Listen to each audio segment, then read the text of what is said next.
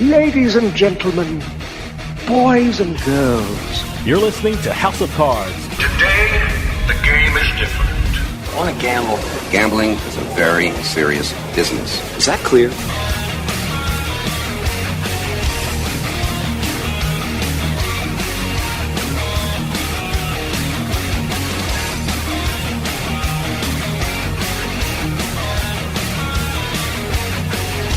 Welcome to House of Cards. Dave Weishuttle with you here, deep from the swamps of Jersey. We got a great show coming up for you. There are a bunch of books out there promising their readers they can do well with sports betting. I think I just read the best sports betting book out there today. The book is called 2020 Sports Betting, Think Like a Pro, written by Logan Fields. Logan knows what he's talking about because he's a professional sports bettor and he has made money with the concepts he sets out in his book. And by the way, I tried a couple of things he said to do in his book and I actually won money. So whether you're betting on football, baseball, golf, or even the lottery, Logan gives out some great tips that will make you a more informed sports bettor. When we come back, we're talking with professional sports bettor Logan Fields. So stick around. We'll be right back with House of Cards.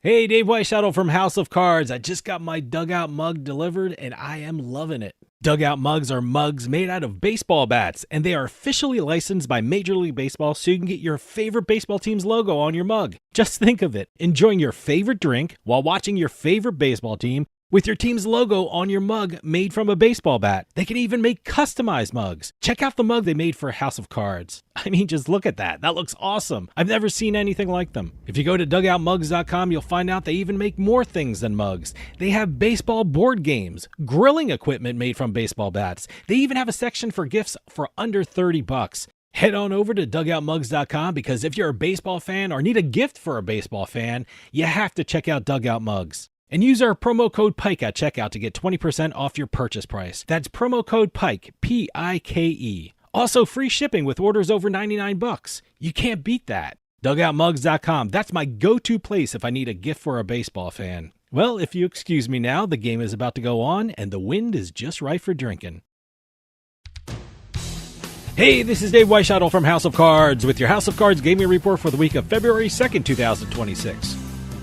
According to the New Jersey Division of Gaming Enforcement, the gambling industry in the Garden State produced over $6.9 billion in revenue during the 2025 calendar year. New Jersey's online casino revenue in 2025 recorded a record $2.91 billion, which is a 22% increase from 2024. For the first time ever, iGaming casinos outperformed retail casinos who reported just over $2.8 billion in revenue. Madison Square Garden Sports Corporation announced a new partnership with prediction markets operator Polymarket. The deal makes Polymarket the official prediction market partner of the New York Rangers. Polymarket will be featured during Rangers games through LED signage, on-ice contests, concourse activations, and dasher board signage. Polymarket will also be a presenting partner for one of the Rangers' Centennial theme nights during the season. And finally, Caesars Entertainment announced that it has opened new high-end room offerings at Caesars Palace. 2 new presidential villas in the Coliseum Tower and 29 sky villas in the Octavius Tower. Presidential villas have multiple living and dining areas and floor-to-ceiling views of the Las Vegas Strip. The Octavius sky villas have larger living spaces with modern finishes. Have any news or tips regarding casinos, gaming, or legislation? Send us an email at newsroom@houseofcardsradio.com and follow us on X at HOC Radio.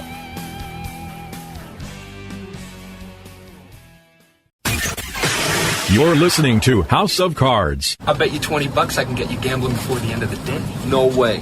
I'll give you 3-1 odds. No. 5-1. No. 10-1. You're on.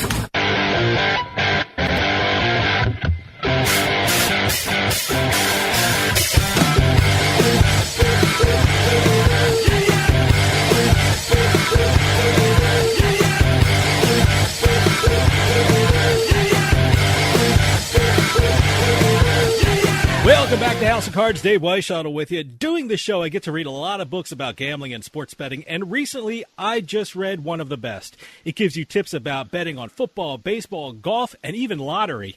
And we're going to hear all about it because on the line we have the author of 2020 Sports Betting, Think Like a Pro, Logan Fields. Logan, thanks for joining us. Oh, great. Good to be here. I got to tell you, congratulations on such a great book. It's packed with information. I mean, I have my copy in front of me. It's underlined. I have things highlighted and starred. It's a really great book. I mean, and you're a professional sports bettor, and you have a great story about how you got started in this business. At what point did you think or get that concept that, you know what, I can actually make money sports betting? This was way back in 1999. Man, 22 years, time flies. I was driving home from work, and the concept of betting on sports online was completely foreign. And I kept hearing ads on sports radio about this casino, that casino, or that sports book. And eventually I looked into it, and I couldn't believe what I saw. There was just hundreds of sports books. I signed up that very night because I wanted to take advantage of the Match Play Golf Championship. And if you follow golf at all, this is the annual competition where they'll pit the number one seed against the 64 seed, and they'll battle it out. And I knew there had to be value in underdogs because that old cliche, any player can beat any other player on any given Sunday. Well, doesn't apply to golf exactly, but I knew there was value. I jumped on and had success pretty quickly. That weekend, I think I sent in $1,000 on my credit card. I mean, I didn't have much to start with. And by the end of the weekend, I was up to $2,000. I mean, it doesn't sound like much, but this was the best sports betting week of my life. So I continued on, and I found one play that just really set me to high heights. The field bet in golf. When Tiger's listed to win a tournament, he'll be, let's say, 8-1, or in the past, of course, that doesn't apply now. But they also had a second column where you could bet at reduced odds whether he will place in the top four, and that was reduced by four times. So you got 2-1 for him to place in the field. So I looked at the sheet and I saw that they had the field play, which is everybody else not listed. They would have 30 guys listed. And by betting the field, you're taking everyone else. So to win, you could bet 4-1 on the field, but they also had that place wager where if anyone in the field finished in the top four, you would win even money. And I did some calculations, and I figured that I had about a 95% chance of winning that bet. I mean, if you're listing 30 golfers, what are the odds that those 30 will finish top four? There's always going to be somebody else. So I knew it was just a gigantic opportunity. So I spent, the next days and weeks at Western Union outlets sending all the money I could to these offshore sports books. And sure enough, I was off and running in no time. And undefeated, I think I played it probably 2 or 3 months before they eventually stopped offering it. So that's how I got my start, pretty much on one play, and I was off and running from there. It's a great story that you set out in your book. I mean, and I'm curious, what was the inspiration for writing the book, 2020 Sports Betting Think Like a Pro? I mean, who did you want to reach with this book? Primarily recreational bettors that I figured I could provide some insight that might make their betting more enjoyable. It's not going to be for the guys building models, the sharpest of the sharp. They might find a couple tidbits here and there, but mostly I'm reaching out to recreational gamblers and to teach them how to up their game. It's not like other books where I'm going to go over what's the value. Should I take the 3? Should I take the 3.5 at -130? Not a lot of discussion there. I'm pretty much specifically addressing actual bets that I made and the thought process behind it, which is the title of the book, Think Like a Pro. I want to inform the readers of how you can be successful at this. I want to jump right into the book. And since we are approaching the Super Bowl, is that the most popular sport to bet on? I mean, regardless of if you're a professional sports bettor or a recreational bettor, is football king in terms of betting? Football is king. It's always been king. The limits are higher. The opportunities. We're talking hundreds of prop plays, opportunities for college and NFL pros, the NFL. And it's just unbelievable opportunities. You might see 100 props offered for every game in the NFL, and you might find 3 or 4 plays that I determine that there's value there. So it doesn't sound like much, but when you're talking a 16-game slate, all of a sudden you got 50 live wagers going. So it's very high dollar. It's always going to be football. Golf is up and coming.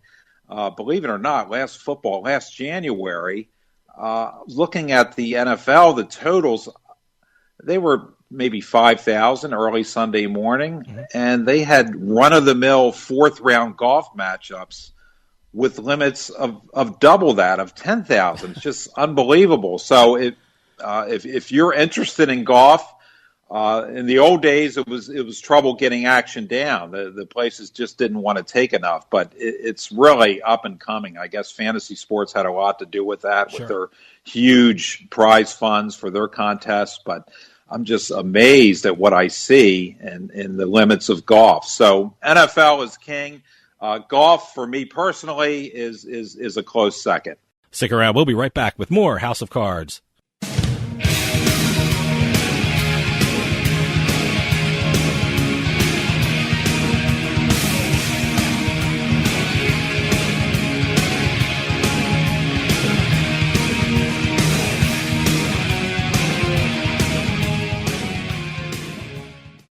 Sometimes life is wonderful, and sometimes it's not. Cherish the good, but always be prepared for life's challenges. At Private Healthcare, we provide the peace of mind you deserve. With Private Healthcare, you'll get the coverage you want and healthcare you need. If your employer doesn't supply healthcare coverage and you don't qualify for Medicare or Medicaid, you need to give us a call right now. Private Healthcare is private health insurance for ages 65 and under with medical, dental, vision, and even prescription coverage. When life comes at you unexpectedly, you need to be ready, and health insurance is your financial safety net. Health insurance has never been so easy and affordable. If you're looking for health coverage at the best price and your annual household income is $35,000 or more, give us a call at 800-733-6860. 800-733-6860. You're listening to House of Cards. Your Majesty, the royal wrestlers await. I'll bet on the little guy. How much? 3,000 guineas, 2 geese, and a duck. That's a foul bet.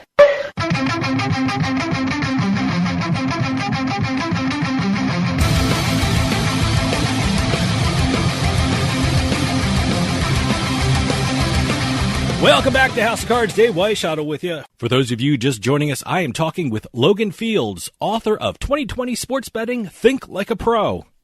I'm glad you mentioned the type of bets you like to place on football in your book. I mean, what types of bets are the most successful for you in football, and what is your philosophy when thinking about a football game? Okay, my philosophy, am I going to tell you who's going to win the game? Mm-hmm. No chance. I rely specifically on the numbers. I'll take the numbers. I have a massive database that you have to pay for, or some guys might be talented enough to run their own, but I pay for all my data. And the type of plays I'm looking for are, we'll take a game with 3 and a total of 45 in that typical NFL game. I'm going to be able to tell you within the penny what are the odds of a team scoring in the last 2 minutes. Who's going to score first? Will the first score be a TD or field goal? Those are the kind of plays that I hone in on. And like I said, they're going to make mistakes, or other bettors are going to make mistakes that are going to drive lines into territory where you can take advantage.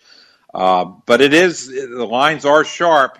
You're not going to be running down the list, making plays left and right. You got to search for them. So Saturday and Sunday mornings, they're very busy because of all the wealth of offerings to look at, to evaluate.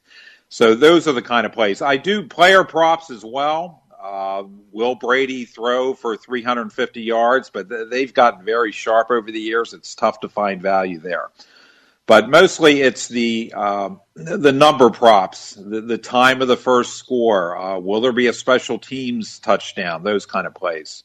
Speaking of props, I love the section in the book about the Super Bowl props. I mean, being from New Jersey, every Super Bowl I go down to Atlantic City to the different books to really get the full experience of the Super Bowl. And one of the most popular bets down there, I mean, I have never bet on it because I always think it's just, 50-50, but I'm thinking differently now. One of the most popular bets is the coin flip. I mean, I'm bringing this up because in the book, you showed how you actually researched the coin flip and you actually made money with a couple of parlays on the coin flip. I read the section. I said to my producer, Doug, you have to read this. He researched the coin flip. This is great. I mean, it's amazing. I think it's a phenomenal thing that you did. Can you explain how you went about winning the Super Bowl coin flip? Okay, well, it wasn't whether it's going to land on heads or tails, although I've heard some discussion there as well that the heads is heavily weighted, but I'm not going to get into that. That's a little too crazy for me. But what I did, there was a parlay offered. I figured out what the team, the visiting team, I believe it was, who was it now? I can't even remember now. Carolina, wasn't it? Yeah, it was Carolina. I got all their radio broadcasts. They had the same guy calling it, Julius Peppers, I believe it was. He called heads every single week. And I knew that there shouldn't be anything different. He was strictly a heads guy. Actually, yes. Or was it tails that he called? Well, whatever. But I knew that, so I could couple that. What will the swing cost be and who will win the toss? So I knew with Peppers calling that heads and Carolina wins the toss would be a good two-team parlay, and sure enough, it did come down that way. And then you could also take the adverse. You could take tails and whoever they were playing and go that way. So I had tons of parlays. I would put those two on all the parlays because I was limited to what I could do on any specific bet. So it just came down to figuring out what the actual call of the coin would be. I haven't seen that offered lately. I look eagerly each year for a chance to do this again, but sadly, haven't seen it offered in recent years. One of the great things about betting Super Bowl props is now that has that one thought in my head from your book. And you said, I wrote it down, and you should probably make T-shirts out of it. We'll sell it in Atlantic City and Vegas. You said for Super Bowl props, take yes and over for fun, no and under to make money. What do you mean by that? And I think it's such a great saying. The public basically likes to bet for things to happen. They want to see Brady throw for 400 yards. They want a running back to rush for 2 TDs. They want the premier defender to get the interception. So public money is always going on the yes for things to happen. It's no fun. The old stalwart no safety. I mean, you have to lay 1 to 8 odds. You have to put up 800 to win 100. That's just no fun. It's a terrible sweat. You're worried about the whole game when a team's inside their own 5. You're worried sick the whole game. And when's the last time you've seen guys celebrating winning a no safety bet? It just doesn't happen. It's not fun. But to make money, that's where the year after year, if you go unders and nos, for the no is will things happen? You're going to go no. It's far more lucrative because of the public's driving the prices up for things to happen. Speaking of football, one of the things I'm seeing in the news a lot, and I'm hearing a lot of commercials for it, and these are the Vegas football contest, which is a uniquely Vegas thing because we don't have them in New Jersey or Pennsylvania or anything like that. I know Superbook has one. I know Circa has a couple of them. And like I said, it's a uniquely Vegas kind of activity. How do you approach these contests, and are they worth it for recreational bettors to even get involved with? Pretty much for fun, and I have a chapter in the book about the Super Contest, and you'll see that anyone can get the hot hand. It's not the professionals that are winning; it's the barista at Starbucks who won 2 years ago. It's very ordinary sports bettors who just happen to get the hot hand. So it's kind of like playing the lottery. And I looked at all the past winners and evaluated how have they done. Do these guys really have something special? Should we follow them? Should we pay them for their picks? Their records since winning, going back 10, 15 years, I looked at all the winners, very pedestrian. And I always say beating the NFL is a tough slog. I mean, next to impossible. Maybe there's a select few that can do it. As far as the contest goes, my approach, I'm taking a contrarian approach. I'm going to go with teams that other people. There's a lot of squares in this contest. It costs $1,000. You might think that that's going to be more conducive to professional action, but it's mostly recreational bettors. And recreational bettors like the hot hands. They like the favorites. So I'm going the rest, figuring if I can even now every 3 weeks there's a prize. So if I can get a hot 3 weeks taking teams that other people aren't taking, then I could win one of the 3 week prizes, the 6 week prizes, or I could go the whole season and land in the money. So I'm really going. I don't want to take teams that other people are on. How do you approach baseball betting? I know you made a point of it in the book, saying the key to finding value bets is based on the large number of games and building or buying a huge database. How does a bettor use those aspects of the game to find value bets? The advantage about baseball, there's so many games. I think there's over 2,000 a season. So my database is 20 years old. I can tell you exactly, if you give me an over-under of 7.5, I can come within a penny or two of telling you or showing you what the odds are for a run in the first inning. It's not rocket science. You just take all the games, the thousands of games, with an over-under 7.5, and you're going to come up with a really accurate number. And as I display in the book, or I discuss in the book, that on an NFL Sunday, come baseball playoff time, there were odds on the run in the first inning that were just way out of whack. There's value sitting there all day in the Vegas sports books on a Sunday. Everybody's focusing on the NFL, and there's value just staring at you. So those are the kind of plays that I focus in on, the plays that other people aren't paying attention.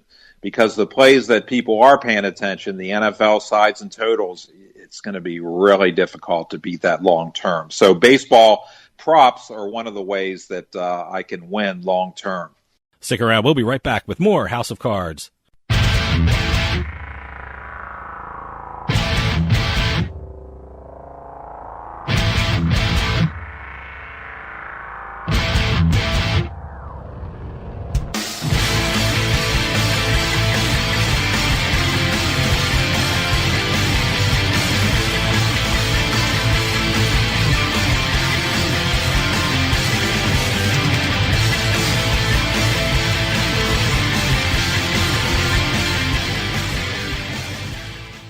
Sign up at Jackpot.com and you can bet on the world's best lotteries where the biggest jackpots are up for grabs. Powerball, Mega Millions, some of the biggest lotteries can be found at Jackpot.com. Simply choose your lotto game, pick your numbers, or use their quick pick feature, and you're done. Sign up at Jackpot.com with code DRAW24 and get a free lottery ticket with your first deposit. Jackpot.com, it's the world of lotto in your hand. Terms and conditions apply. You must be at least 18 years old and in the United States to play. Void where prohibited. Gambling problem? Call 1-800-GAMBLER.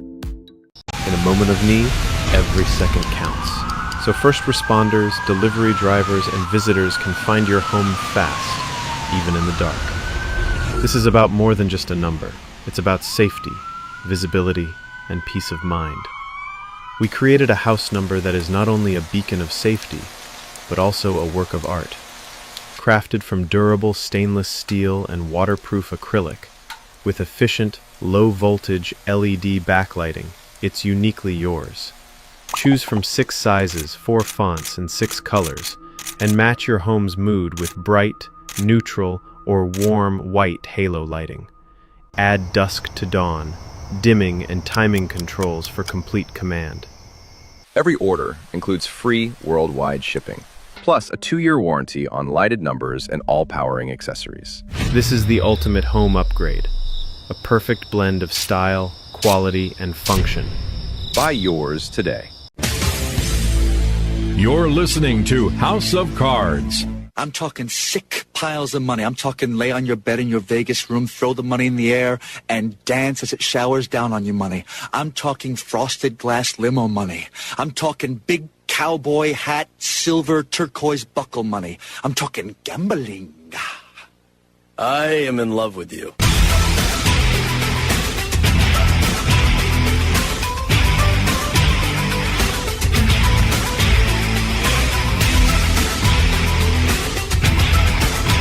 Welcome back to House of Cards. Dave Weishottle with you. For those of you just joining us, I am talking with Logan Fields, author of 2020 Sports Betting, Think Like a Pro. You know, I am so glad you brought up the scoring in the first inning bet, because I read it in your book. I tried it last weekend during the Diamondbacks-Philly game, and I also tried it during the Rays-Oriole game, and I won both bets, so I want to thank you for that. So, oh, great. Did you use the specific numbers that I had in the book, or did you come up with your own?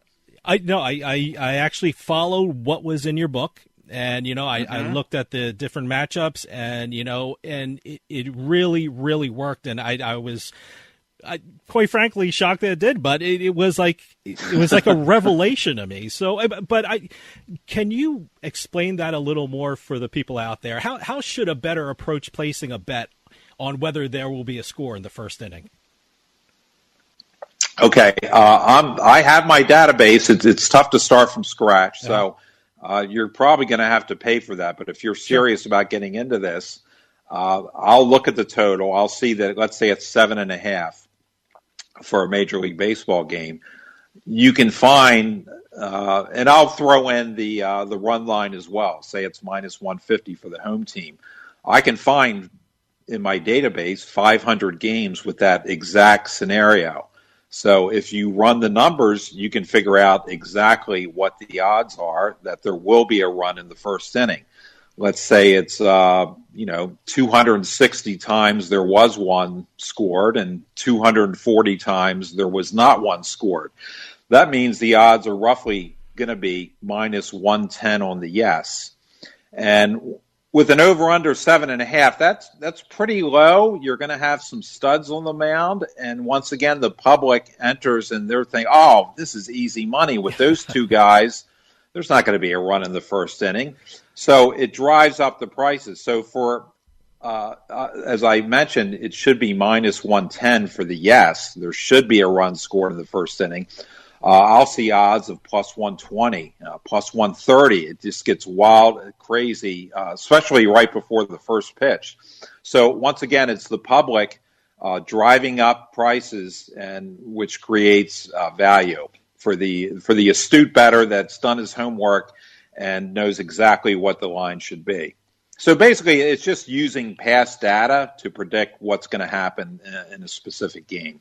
You know, one of the great things about your book is that you say you should look at the soft sports to bet on. I mean, those sports you classified as auto racing, tennis, soccer, boxing, and hockey. Why do you feel that there's a lot of money that can be made through those sports? Basically, there's less interest, although tennis, that's getting a lot of sharp action lately. Just basically where the big money, where the sharp action is, there's not going to be a lot of value there.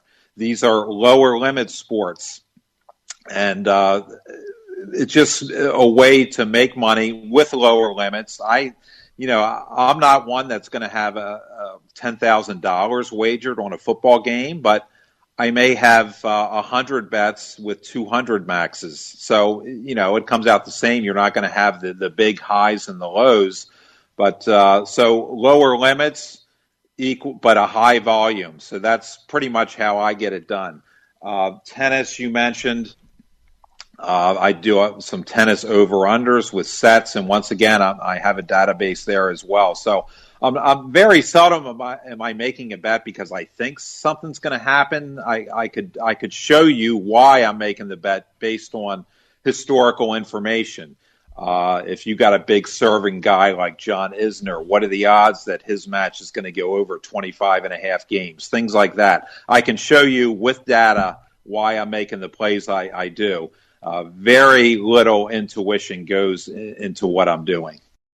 You know, speaking of soft sports, I'm always astounded at how anyone makes money off of table tennis, but I know they love it in Colorado, so good for them. If you make money off it, great. But right. I'm interested, you mentioned hockey as one of the soft sports, and, you know, here in New Jersey, I'm constantly getting promos for the Philadelphia Flyers, Jersey Devils, New York Rangers, New York Islanders. The fact that sports books are really paying attention to these sports in the form of promos, is it harder to find value bets when sports books really concentrate on sports like that, the soft sports as you call them? I believe because if there's enough focus, suddenly that soft sport turns into something a little more harder. Once again, as far as winners and losers in hockey games, I don't have a clue, but what I focus on is what team will score first. What are the odds that a game will have the winner will have 3 goals? Will there be overtime? Scoring in the first 10 minutes. So those are the kind of props that I look at. They're still soft because, once again, limits are low and the sharp action is not going to gravitate towards these kind of plays. I should also mention that the challenge, somebody said years ago, the winning the money is not the hard part. It's staying under the radar. A lot of these books, specifically, you could probably tell me more in Jersey. I'm hearing things that they're very quick to cut off winners. Yep. So you're going to have that problem half the battle. You got to stay under the radar. And once in a while, there are higher dollar plays that I'll make on a side or total, just to not only be a prop specialist, which is going to get their attention. So sometimes it's required to mix in some action, depending on the specific sports book. I mean, there's some books that will take on anything and everything, and you don't have to worry about that. But I understand that is a problem playing the props, especially in Jersey. Well, I want to ask you about another challenge, in that sports betting is constantly changing. And one of the reasons is that sports are changing. I mean, in football, they moved the extra point back. There's a 2-point conversion. Kickoff returns are really a thing of the past. And now there's 17 games a year.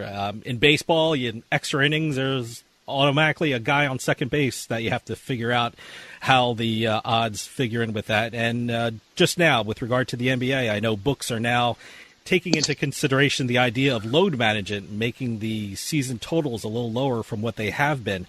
How are you as a sports bettor adapting to these changes, and how can you follow the trends when, you know, things are changing that quickly?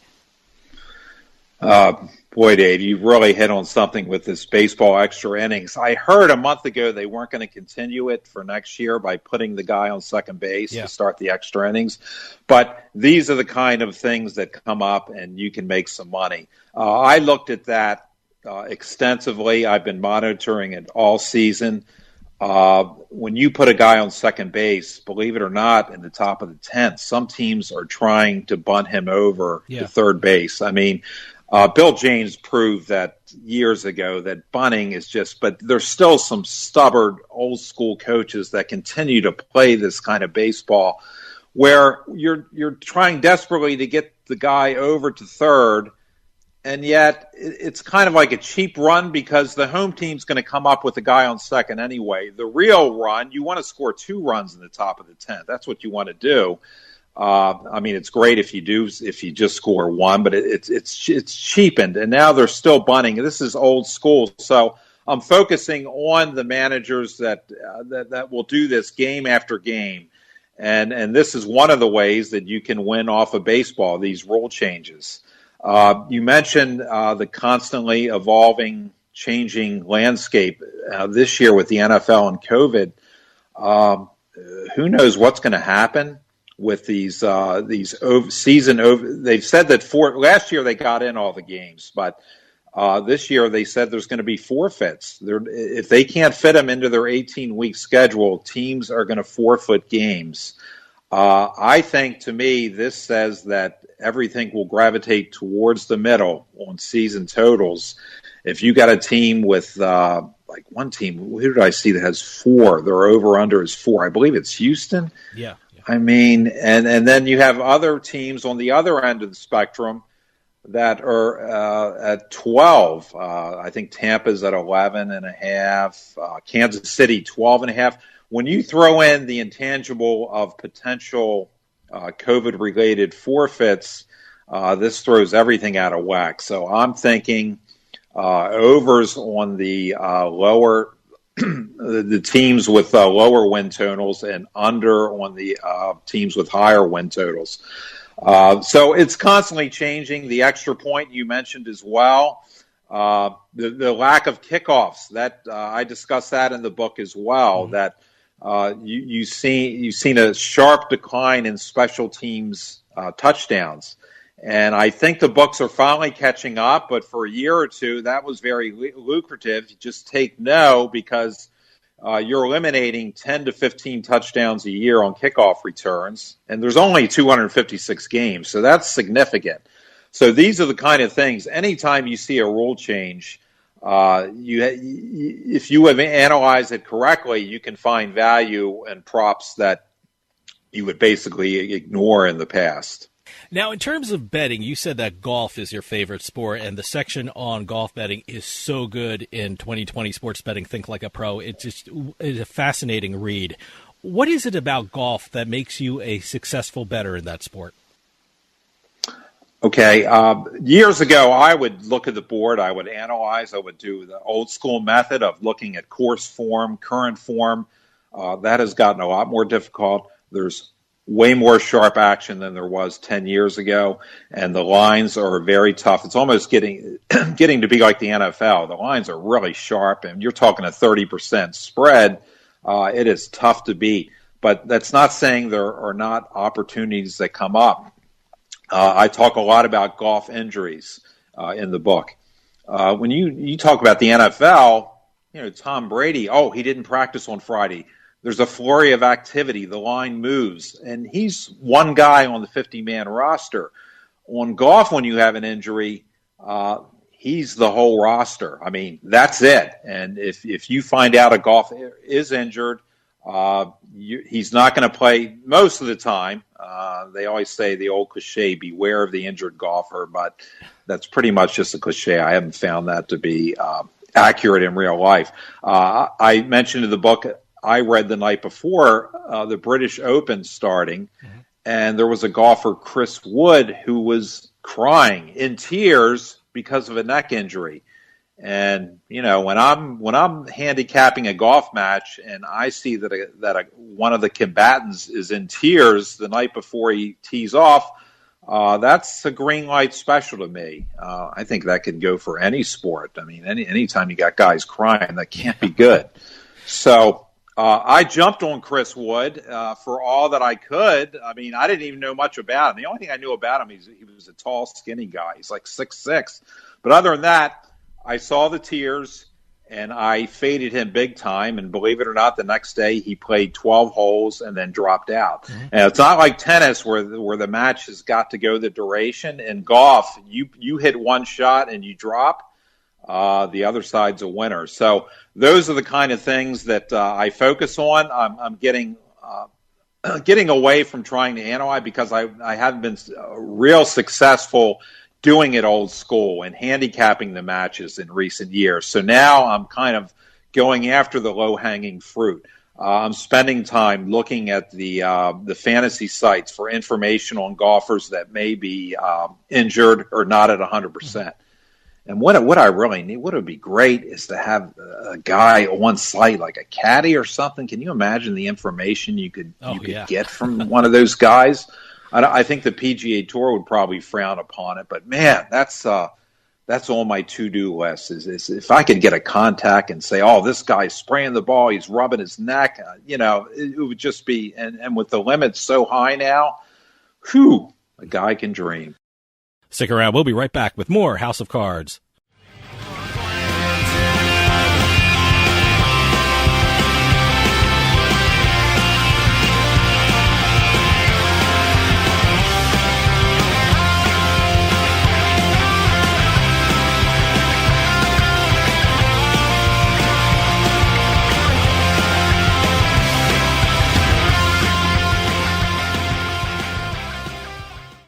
Sometimes life is wonderful, and sometimes it's not.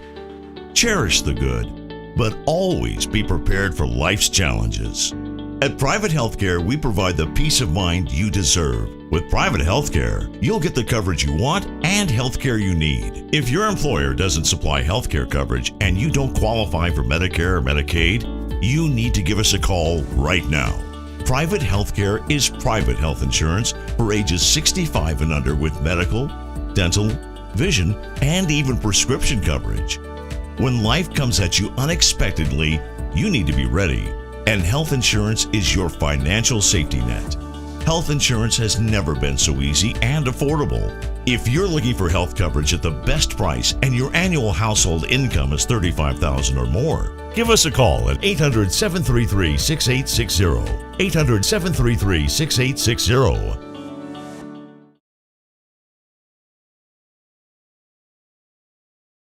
You're listening to the House of Cards. Knife. Not thrilling, but knife.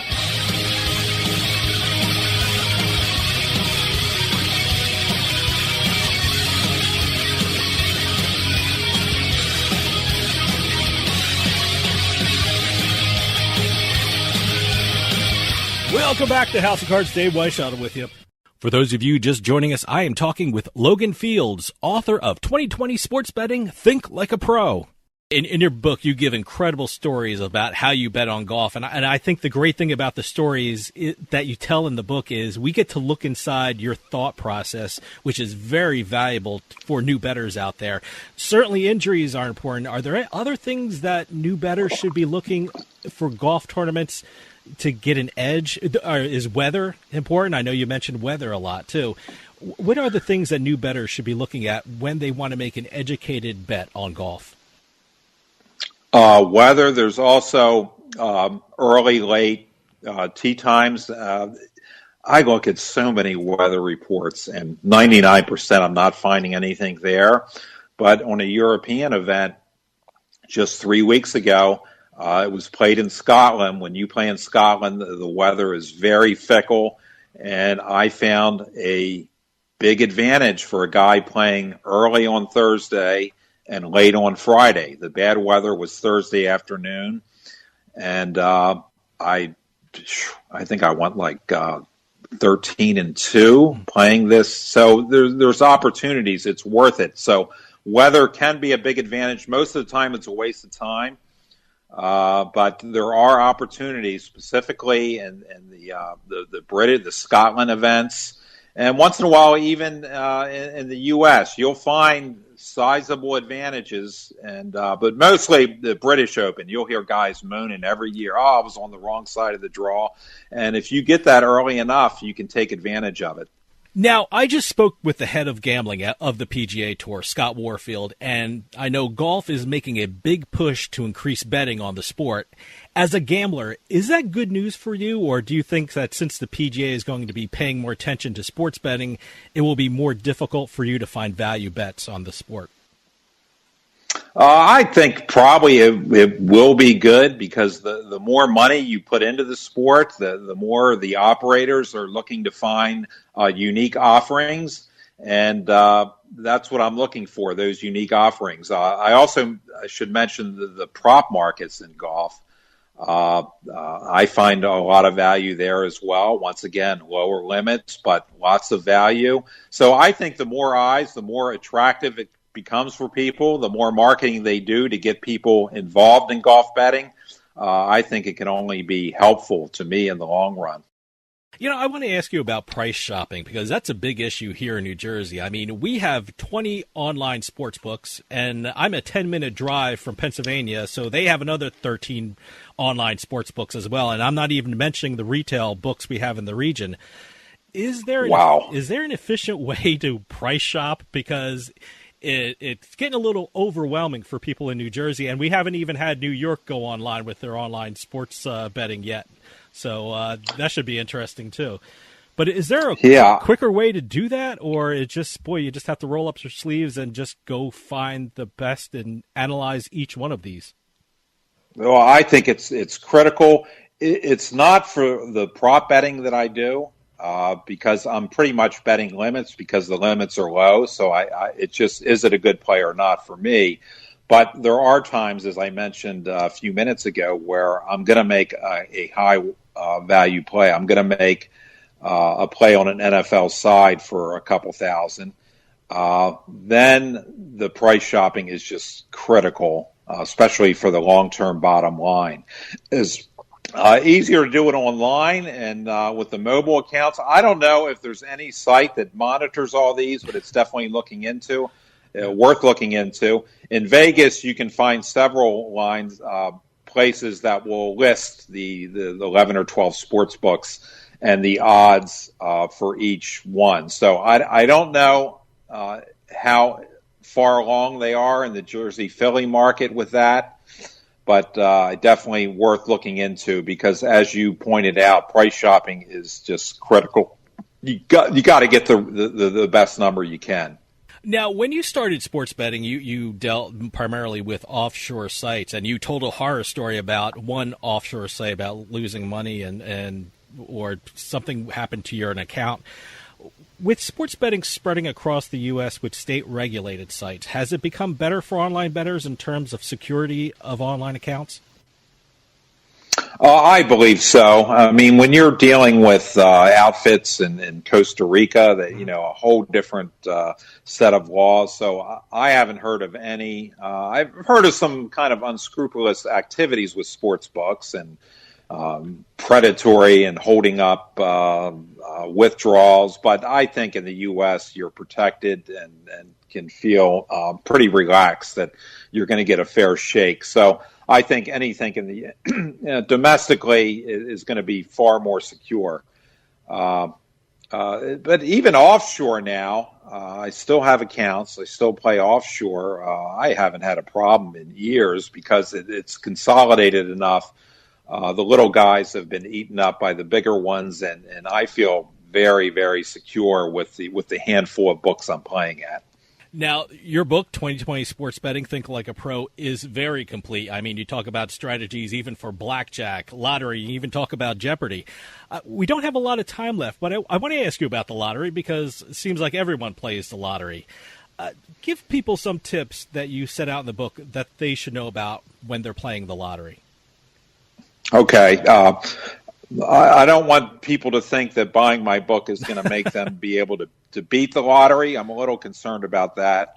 I'm getting angry emails. But as I said, there's some value in dreams, and the lottery is a dream. I can tell you how to improve your odds. I'm not going to tell you how to beat the lottery, but in pari-mutuels where you're picking your own numbers and the payouts are arrived at by the number of winners, you can be kind of like a contrarian strategy. With the lotto going up to, let's say, 56 numbers, stay away from numbers 1 through 30 because they're calendar numbers. You're going to pick the days. You're going to pick your kids' ages. You're going to pick their birthday days. And I show in the book with proof that when you have a pari-mutuel, when you pick higher numbers, your payout's going to be greater. You pick all the low numbers. Let's say you win 5 out of 6. I showed in the book your payout might be $500.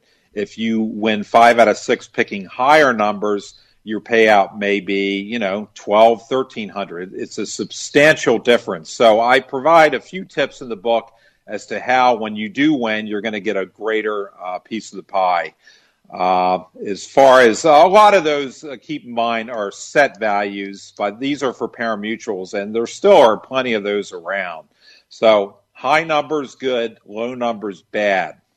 In your book, you said we could be entering a golden age of sports betting. What do you think that means for the established sports bettor, and what does that mean for people who are just getting into sports betting right now? Well, you mentioned, Dave, there's 33 books within Jersey and Philly. I mean, and they're going to be scratching and clawing for all the action they can get, and I believe that offering unique wagers is one of the ways they will do that. And when you have 33 in that area there, 33 operators, you're going to have some of the lines makers that aren't going to be as sharp as the other ones, and you're going to see lines posted that can be exploited. So I think the more that you have, and the more I'm in California. I'm anxiously waiting 2022. Supposedly next year we're going to get it out here, but I think the more